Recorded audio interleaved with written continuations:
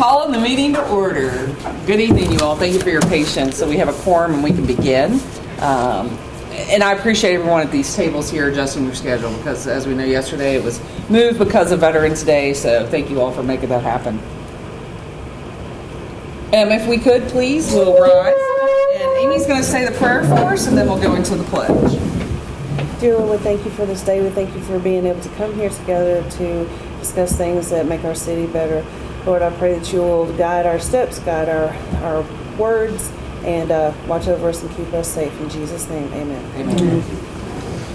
I pledge allegiance to the flag of the United States of America and to the republic for which it stands, one nation, under God, indivisible, with liberty and justice for all. Thank you. And Rebecca, if we can get a roll call, please. Dan Martin. Here. Caleb Flegge. Amy Long. Here. Sherry Gaskell. Rose Beach. Here. Matt Brown. Here. Announcements. So November the 27th and the 28th is the Thanksgiving holiday. The City Hall and the Senior Center will be closed. On 12/4, we have the event planning meeting at 6 p.m. in Council's chambers. And the day after, on 12/5, we have Christmas on Main, and the parade starts at 6. If we can, please get an approval of the agenda. Make a motion. We got two motions. Second. Okay, very good. Dan Martin. Yes. Amy Long. Yes. Rose Beach. Yes. Matt Brown. Yes.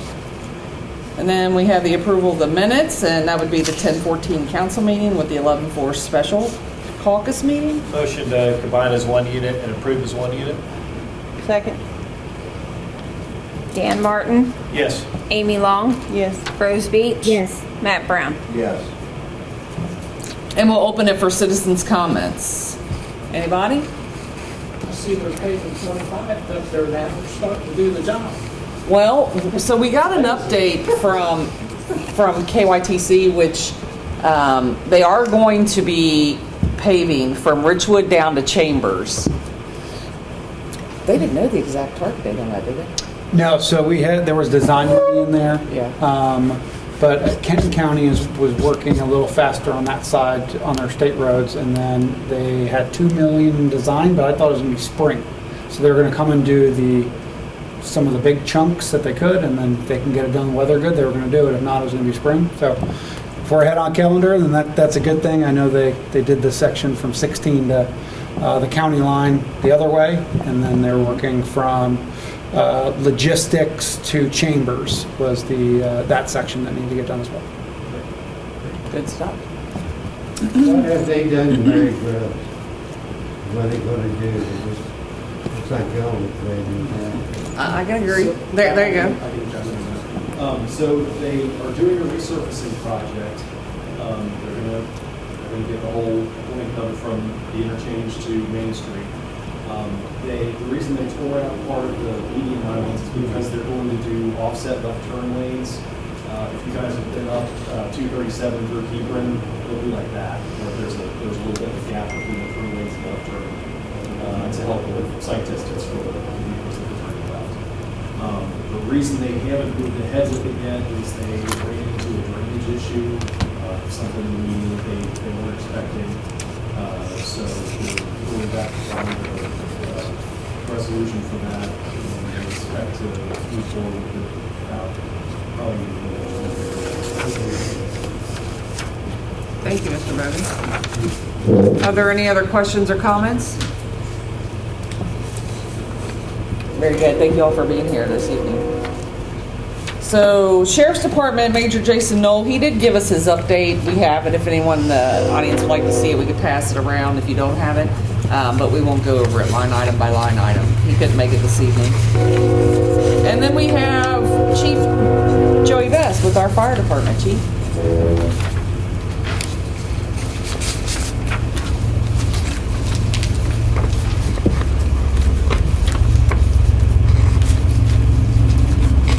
Good evening. Hello. A brief update as far as the rundown of the fire department's incidents and activities that we responded to. During the month of October of 2025, we responded to a total of 48 fire-related incidents, another 140 EMS incidents, which totals 188 for the month of October. Of those, 15 of them were motor vehicle crashes, 2 of them were overdoses. We was dispatched to 6 structure fires, no stabbings or shootings, and 1 cardiac respiratory arrest or ELA. For the calendar year, January 1 of 25 through October 31st, we've had a total of 373 fire-related incidents, 1,473 EMS incidents, 52 structure fire responses, 4 stabbings or shootings, 19 overdoses, 164 motor vehicle crashes, and 21 cardiac arrests or ELAs. Our total run volume for the calendar year 2025 is 1,846 separate incidents. Anyone have any questions? Chief, where does that put us in regards to prior years, in regards to incident rate? Each year, our run volume increases. This year, we're going to will surpass 2,000 total. So last year we was 1,900 maybe for the year, under 2,000. So this year we will surpass 2,000 total. Any other questions for Chief? Thank you for being here, sir. In regards to Halloween and the trick and treating activities, thankfully this year there was no incidents that required our services. So everybody had fun and stayed safe. So good. That's always Hopefully, good. thank you for doing that. Thank you, sir. Thank you. Whoever decided to do the thing down and own the property, that was a wonderful idea. These new cars for the kids. That's right. It was. I'll give credit where credit's due through our events planning. Dina, my sister, she came up with that idea. It was an amazing. It was super, and it turned out with a lot of people too. I agree. It was great. And our staff, the public works gentlemen and the ladies in the office, as well as John, did such a great job pulling that off. And we couldn't have done it without the community. We had over $1,000 in donations just to buy candy for unmanned tables, and then there were other businesses that were there to run their tables. So, yeah, it was great, wasn't it? We look forward to building on it next year. Thank you, sir. Okay, so we have Mr. Matt Bogan with Cardinal Engineering. Evening, everybody. So, kind of jumped the gun a little bit, getting into talking about the work on Mary Grubbs, but as I was contacting them to find out what they were doing out there and their schedule for it to notify council, with the delay that came up, that drainage issue, I used that as an opportunity to see if they would be willing to have their contractor do the widening work that we had proposed on the east intersection of Town Center Drive. They said they at least consider the idea, so I scrambled, got a plan together and sent that over there. They're reviewing that as well as the crosswalk plans for Main Street. So as soon as I hear something back on those, or as soon as those get approved, we'll get that work going as soon as possible. We've got in your packet with the engineering report is the draft plan for the parking expansion out here at the senior center. We pick up a net of 9 spaces. It does require taking out 2 spots in the second bank of stalls, because you're on the left, you're coming in for the driveway, but we leased a wraparound driveway that'll tie back into the end of the lot, and then the potential that we could extend it on the other side and add another row of spaces for, I think, 8 more on this side of the lot in the future. The grading's going to be a little trickier on that. With a retaining wall in the back corner, just to stay, so we're not chasing the slope back all the way to the end of the railroad driveway, but this gives us potential for a phased project. So the first phase, preliminary estimate's $82,200. when the time comes, but it's starting. 82,000 for 9 spots is what we're looking at? That hurts. Yeah. We thought, They we should thought, be we paying thought, spots. we thought it'd be more. I mean, yeah. To be fair. That's kind of crazy. Right to my house and this. I know, you can bus them up here. Yeah, there you go. And then tomorrow, John and I are going to meet with Central Seal, the striping contractor, to talk about doing a citywide project to refresh all of the road striping. So, all the lane lines on Town Center Drive, School Road, Richmond Road Highway, Caracat back by the park, all the parking stalls, all that. And all of the stop bars and crosswalks on all the streets in the city. So we'll see how that, what the numbers come back on that, report back to council. That won't cover Mary Groves and Main Streets and Social State routes, but all the city streets will be covered.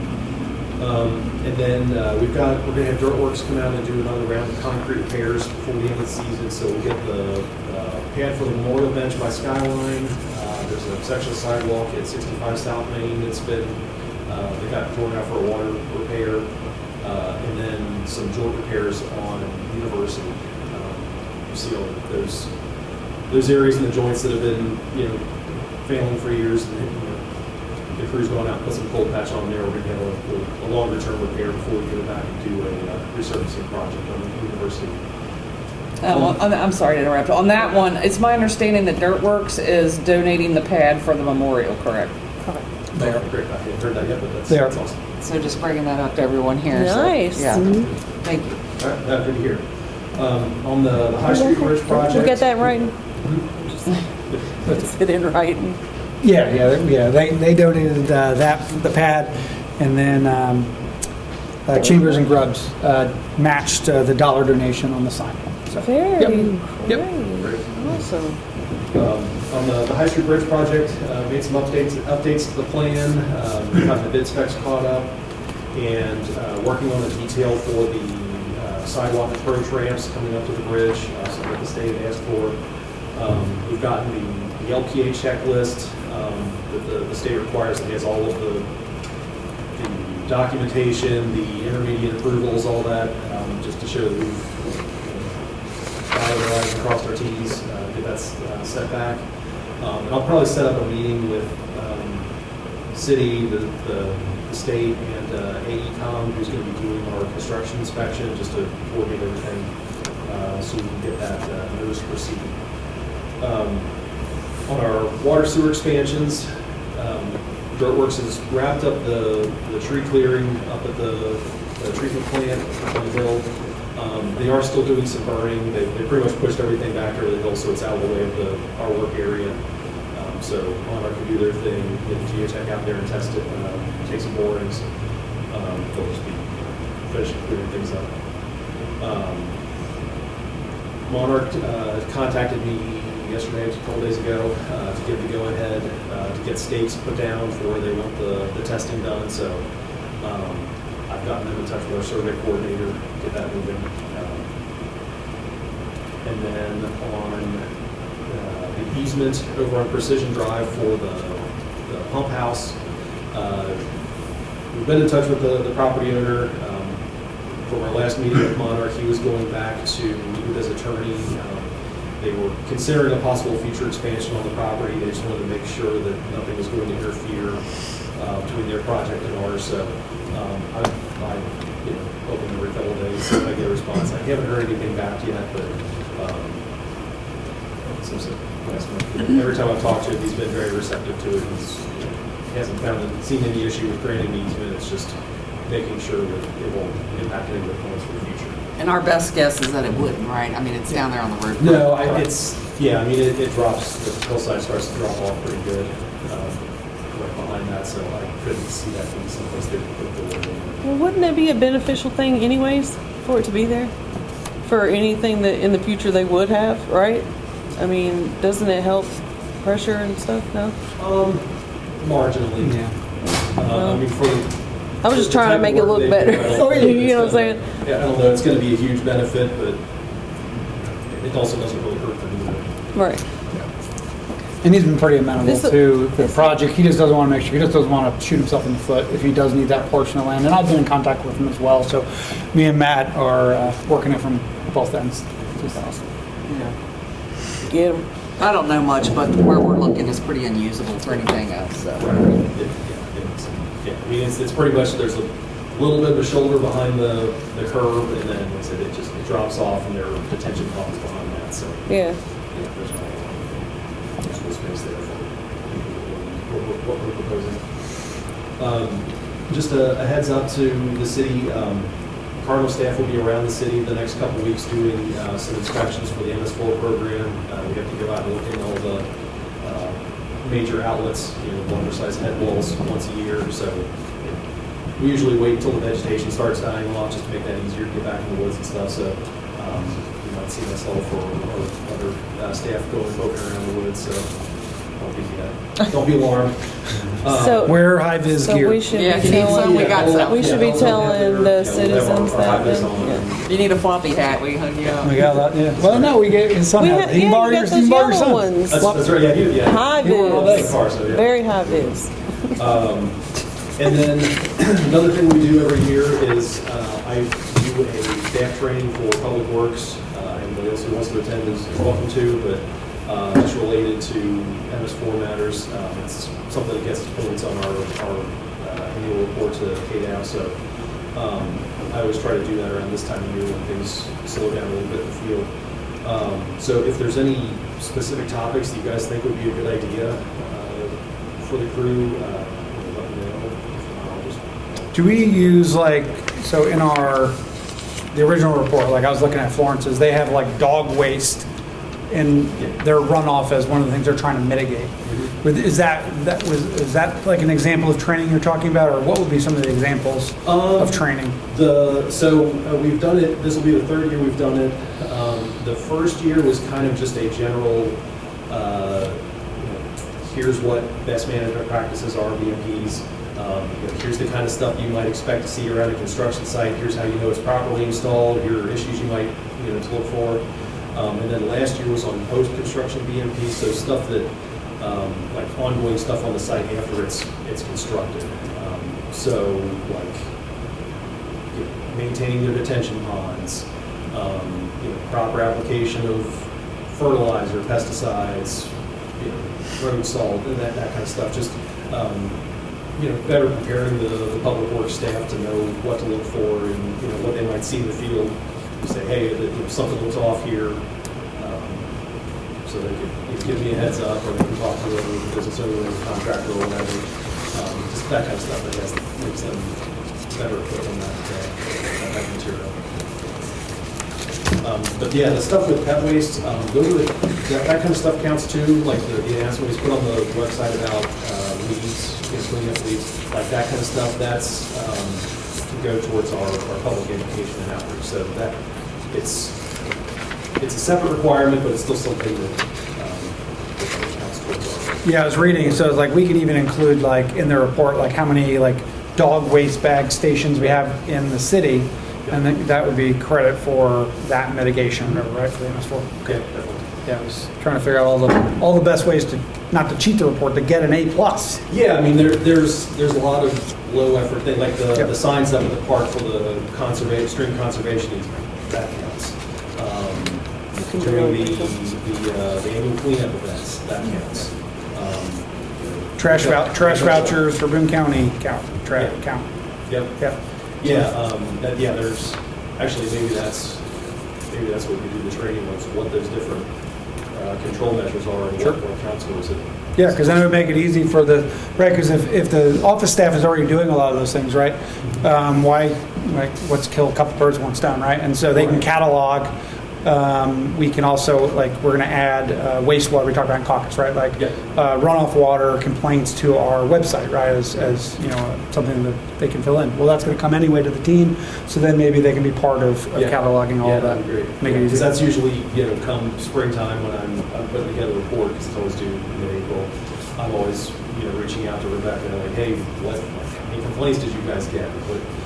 Talking to Public Works, hey, were there any crashes that resulted in chemical spills? How were they addressed? That kind of stuff. So, yeah, we get a little more we'll recommend that. Let's do that then. Any questions? On the striping, are you looking at striping new intersections that don't have any existing striping, or is it just restriping all the current ones? We will be restriping the current ones. So like the concrete streets and subdivisions, we won't be adding center lines to those, anything like that. But if it's got stop bars, those get repainted, crosswalks get repainted, like parking stripes out at the park, we're gonna refresh those. And we're gonna look at the area, the last few spaces right before you exit, maybe eliminate a couple spots just because that gets some kind of bottleneck. But yeah, for the most part, it's pretty cut back as it is. We did talk about where we potentially might eliminate, instead of run them the way they are, that we run them like we do some up at the tennis courts. So in other words, it could be a pull-off instead of eliminating, Yeah, I mean, we'll try to minimize the amount of spaces that get taken away, but yeah, if we just reconfigure them at a different angle that makes it better for access, we'll do that. It's really just for council, it's just those last two spots. If you park a pickup truck there, the road is too skinny. So our solve in the short term was just put a compact only car sign there, so it's a small cars parked there currently. But yes, as we restripe or we look, if we think it's better a different way, we can do it right down there. Yep.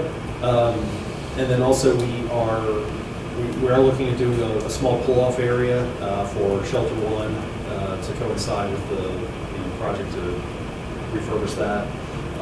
So it'll just be a driveway with a small parking pad for a couple vehicles. People need unload stuff for a birthday party, or they have cone ice coming in in front of them or whatever. And then a sidewalk connection down to the shelter. Is there any, is there a good update on the 2 crosswalks for Main Street? That's one of the permits that I have under review at the state. They had looked at the first copy. They wanted some grades on it just to make sure that everything's ADA compliant, so I got that sent back to them next week. I checked for an update this afternoon if they had any other comments or if they're close to approving, and I answered one I left and I heard them back. Okay. But it is under review. After it gets approved, how long, I mean, is there a certain time that they will do that? Will they do that during winter months, or would it be in the spring? Oh, we're doing that? We'll have, yeah. When it gets, even though it's in their right of way, it's a city project. Okay. So we'll be installing it. That'll probably be a dirt works project, and then we can have the striping done by Central Seal when they do that contract. Okay. Yeah, so Dirtworks will do, so the way that these are the real robust poles, the ones where you push the button, it starts blinking when you walk, right? So the bases are much bigger than the ones we're used to. There's a lot more electronics in it. And they have these 4 hooks in the bottom. It'd be real difficult. We mess them up big. Right, so right. we talked about, we have Dirtworks put the bases in because those hooks, and then our team will install the physical poles, and then we'll have another, so it'll be a 3-part group, right? And then another people come in and put the striping. So Right. I think that's the order we decided, right? Dirtworks first, our guys, and then striping. So Right. we'll just bag them until it's time ready, like Right. until it's time to Yeah, we don't available. want to put the Pretty road striping Merry down first Christmas and have bags. people say, oh, hey, there's a crosswalk, and just go across there. And Right. Drivers aren't prepared for it, and we have a incident. So gotta do it the right way. Okay. Thank you. Thank you, Mr. Brogan. And we have our city administrator, John Wainwright.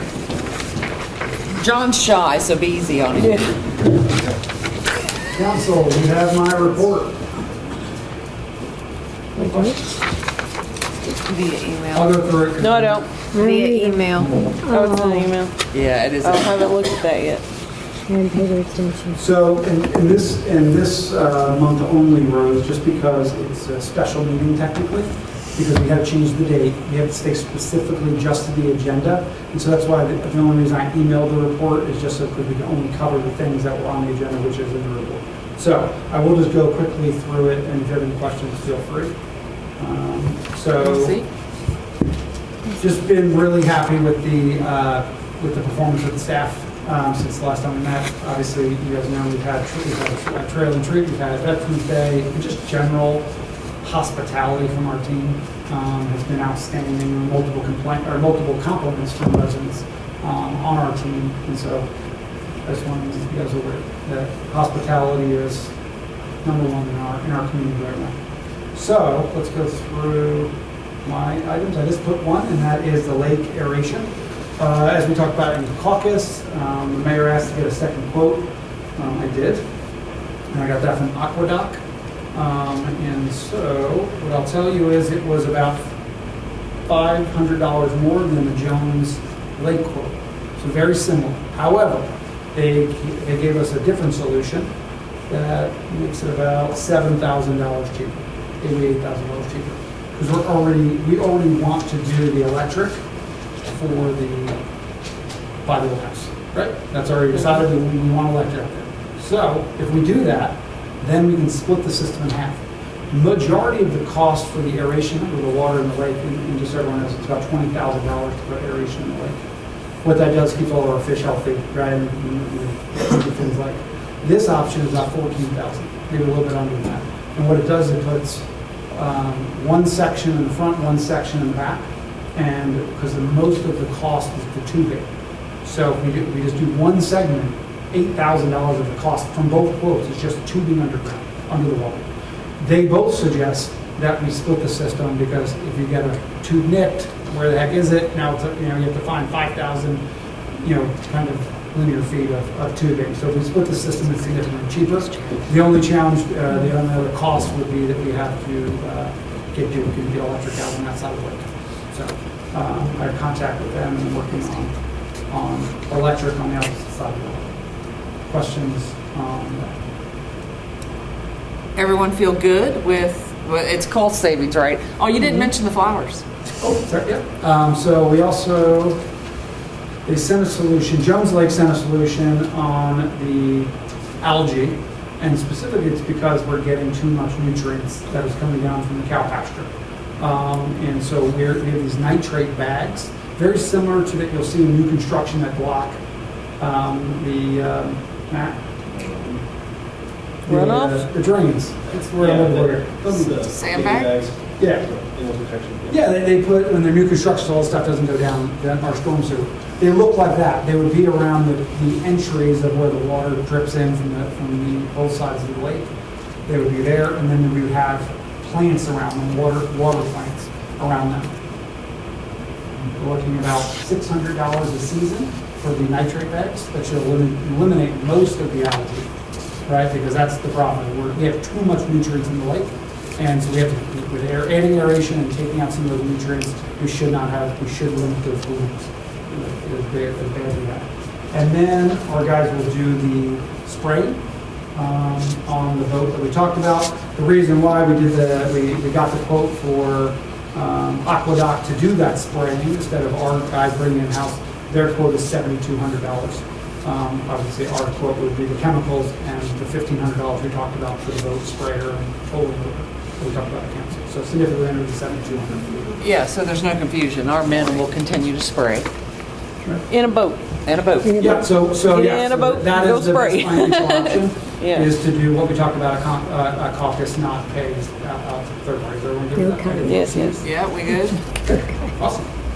Moving on, that to Rebecca and team. Obviously, we had a very successful trail retreat, well attended, really good feedback. As a team, we met and did a post kind of debrief and kind of just took all of our learnings to identify for next year. And I think we had some really good ideas on how to solve for, i.e. one example would be, having to walk the gravel path back after you finish the tree. We talked about having a tractor with a pole, a hay ride to make it up to the kids' event. So a lot of good ideas from the team, and so I'll be excited to see how those come next time. That would be a very good idea, because you saw how I picked up, she was having to pull that, honey. Yeah, so walking I'm so strollers, glad both of them are that I not was leaving good at that options, time. but, Yeah. we think that a little tractor ride would Oh, be yeah, a that'd be great. addition.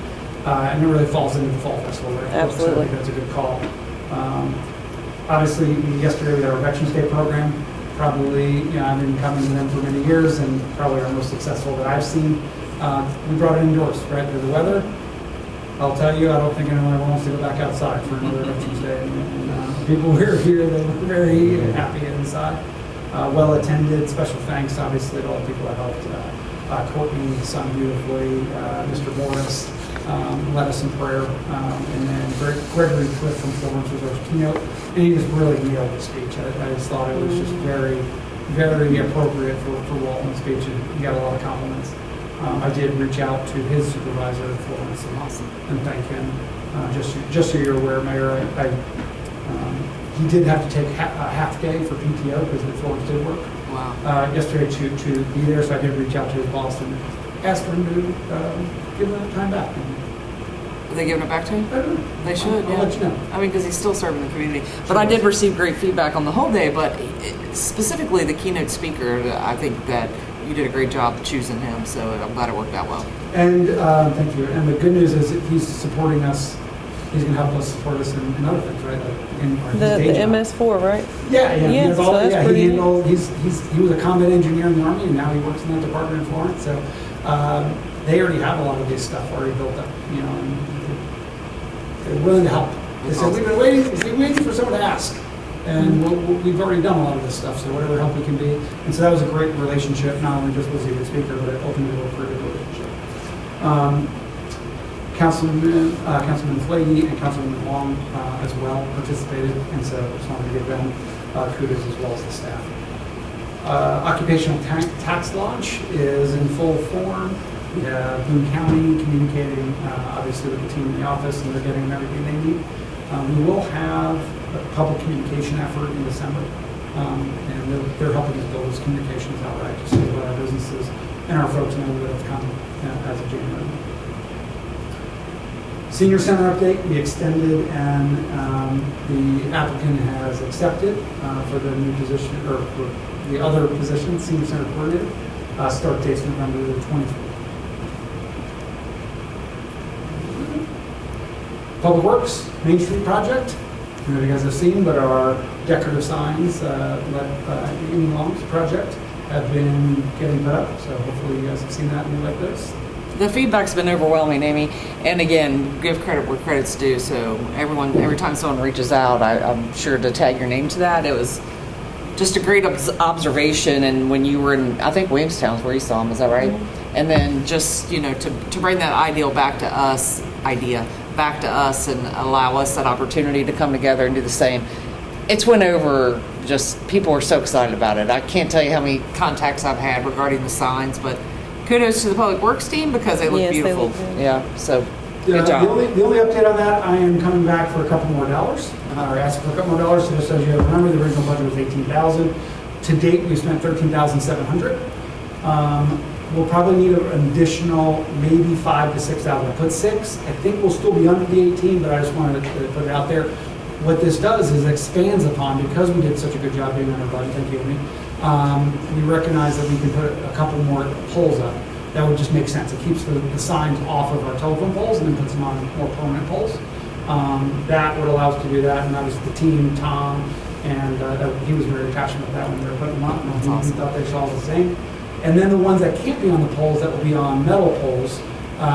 We talked to Jonathan yesterday about we will be painting those black, right? So the silver ones that you may see, turn sign on or whatever, those dotted metal poles, the tall ones.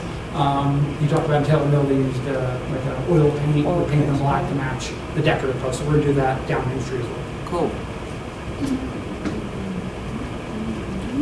What are you saying? I'm sorry. You wouldn't use oil paint on the pole, you would use enamel. Whatever I'm honestly not a painter, I know you are. So I could have used the wrong word, so I apologize if it's enamel. If it's enamel, I'll defer to the experts on the paint though. But yes, we're looking at painting black.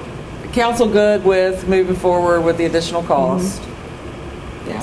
Okay. Yeah, I don't know if we'll even be over the budget. And I'll tell you, the issue is the shipping, right? And it's not because of the weight; it's because they're 12-foot poles. And so that's been the challenge. It's just the cost above budget will be really just strictly the shipping. So, but they'll look great, and so thank you. You also see Christmas lights and decorations going up as our new Christmas lights that we own, that the team is doing. They are going up and they start 3 weeks, in these couple weeks. If we could highlight that. So we brought all Christmas lights in-house. We were having a third-party contractor do that for us yearly, which was $5,000 a year. And we knew over time that we had the men that were able to do it, and, you know, the tools that were necessary, the lifts on the trucks if necessary. So anyhow, we're putting some money into that up front, but it's going to pay for itself over the years. So just kudos for the team for being willing to take that on. You know, as we've taken more stuff in-house, we've really tapped on them to say, can you all handle it? And we always get a yes. So I appreciate their can-do attitude. And appreciate Chief as well. Chief has Yes, sir. offered, if we get to a spot where we're really tall, we can put Laura Farrow in the bucket and send her up on that. Thank you, Chief. And lastly, on the wastewater side, that new blower that you guys offered is the one that we saved about $14,000 on, so thank you.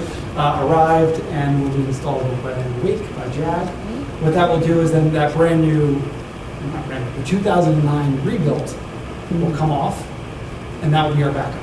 Which now, think about that. Now we have a brand new one, we have 2 other ones working, so we can put our heads down and know that at least we won't wake up to a major problem. So that's good. Mullins Drive Sewer. And I gotta give a lot of credit. We've been kicking around a lot of ideas at the office. So, you know, anytime we get a chance to just, you know, huddle and just say, okay, what about this, what about that, and bring up the maps and talk about it. And so this one was really a Ryan one. And we talked a lot about Mullins and kept on being in the conversation. So we included him last month for the Monarch meeting for the first time. And so we got to sit and listen and understand it. And then we went back and was like, I think we can do this differently, or I'm not hearing it right. And so we talked to Monarch today. And there's a possibility that we do not upgrade Mullins, that we just bypass it in total. And what that will do is that allows them for all of Aosta Valley and any other additional to go flow directly to Jones Road. And then Mullins would just be the North Point subdivision and then industrial chunk. And that would be it. And because we take Aosta out of that equation, Mullins is totally appropriate size for that level of sewer. If we bypass it, so by bypassing it, then we can not have to spend around $250,000 upgrading pumps at Mullins. We may have some additional cost up to add some more horsepower at Aosta, because now think about it, Aosta has to push it all the way, right, all the way to Jones. And the majority of that's going to be gravity, but the part that's not, it still needs horsepower to get the sewer over the hill. So our Aosta pumps are newer and bigger anyway than what Mullins.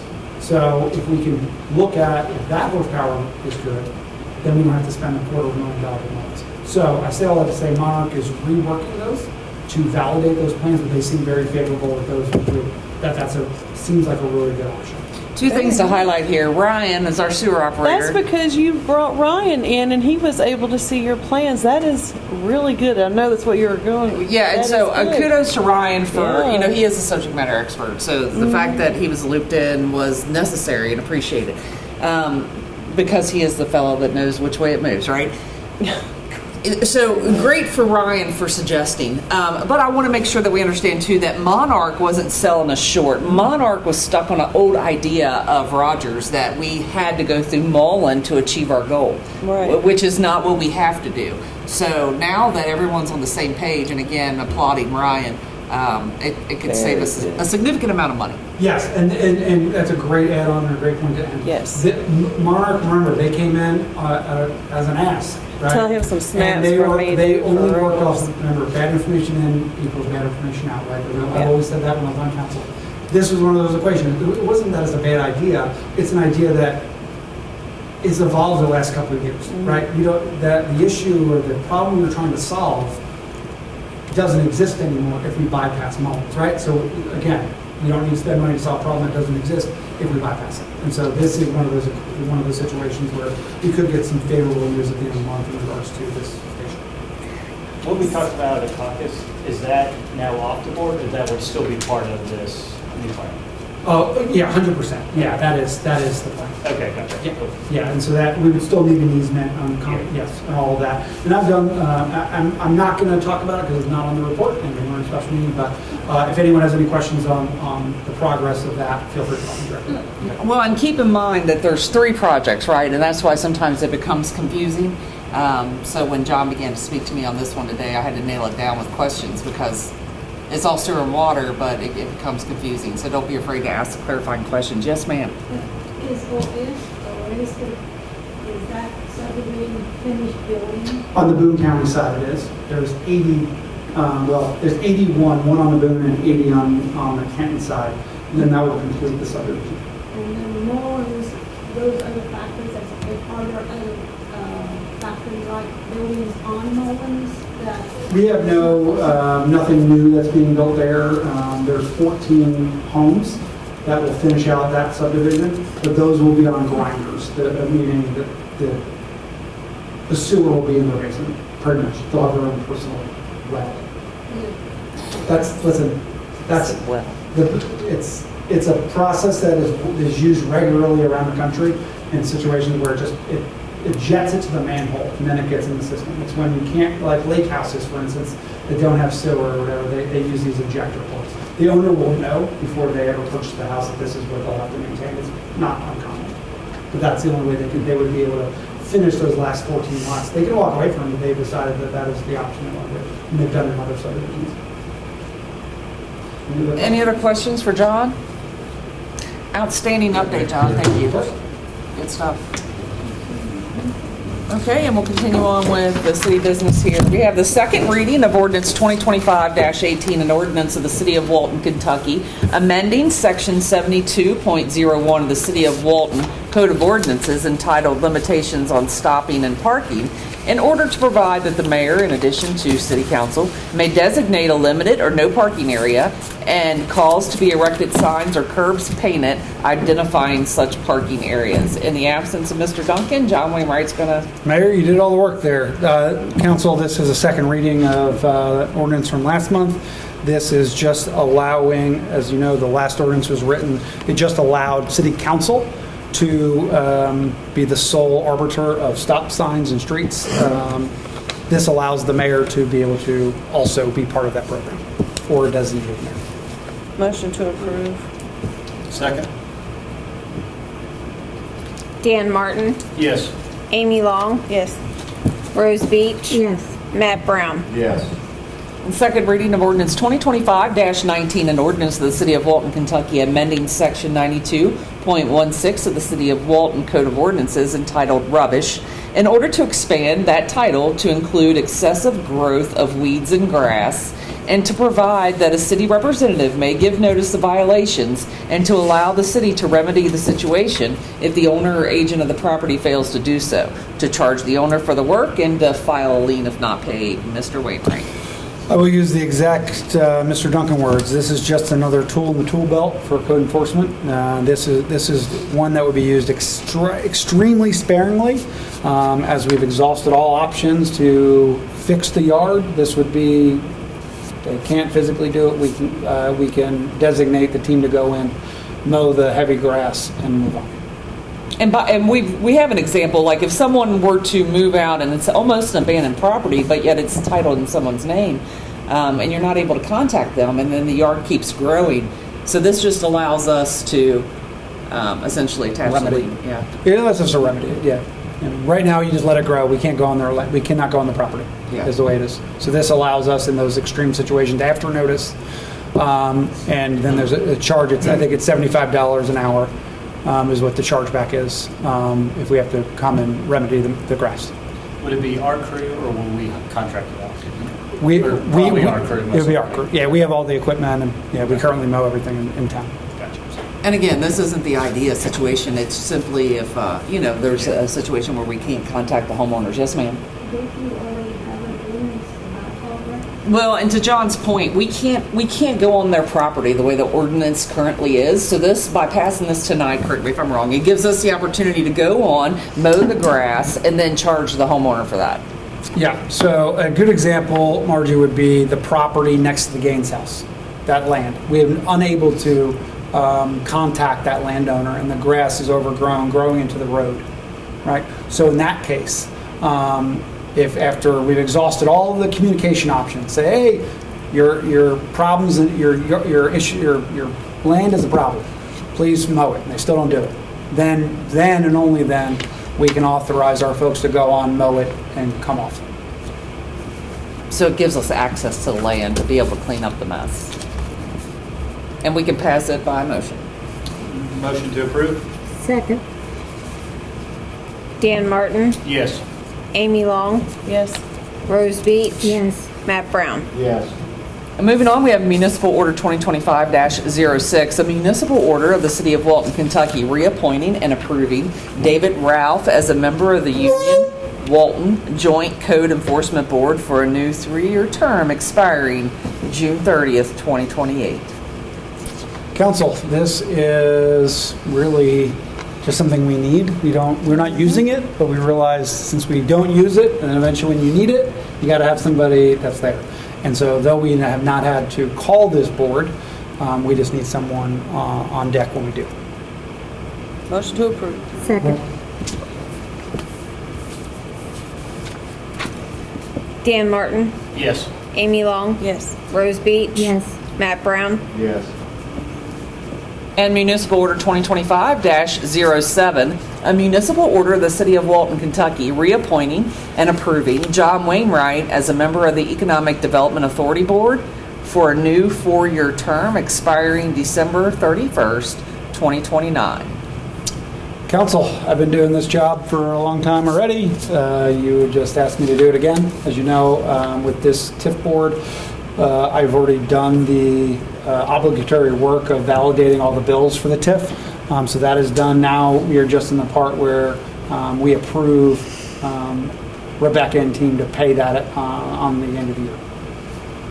The money that's due back to the TIF. So all the actual work is done. This is really just so we can have our annual meeting to approve the money. If you're confused by this, we thought we were going to have to replace John because of his new position, but we don't. So that is good news because John truly is a subject matter expert on this, on the TIF, on the economic development. So Motion again, to approve. thank you. Sorry. So Amy motion and Matt's second. Thank you, sir. Dan Martin, Yes. Mayor, can I pause? I'm sorry. Yeah, sorry. We had a discussion in the audience. I just want to make sure there was anything. Oh, I'm sorry. Is that same thing as the economic development, same thing? You're the only one yet? Isn't there other members or are there alternative years that they're? Alternative years on the reappointment. Yes, ma'am. So, Mike Wood is one, is the other, Me and Rose Russ are Beach, on there. Yeah. Dan Martin, and then we, at the next meeting, we'll make Rebecca our secretary. Sorry. Rebecca. good. Dan Martin, Yes. Amy Long, Yes. Rose Beach, Yes. Matt Brown. Yes. And then we have listed here Economic Development Authority Board member discussion. Is that where you were just looking? Yep, that would be it. So once we get on, I'll stay, unless no anyone has a problem, I'll stay the president. However, traditionally been using the city clerk as the secretary, and so we just need to do that officially, if that's okay with everyone. And we can do that by municipal order next month. Yep, I just want to let you guys know.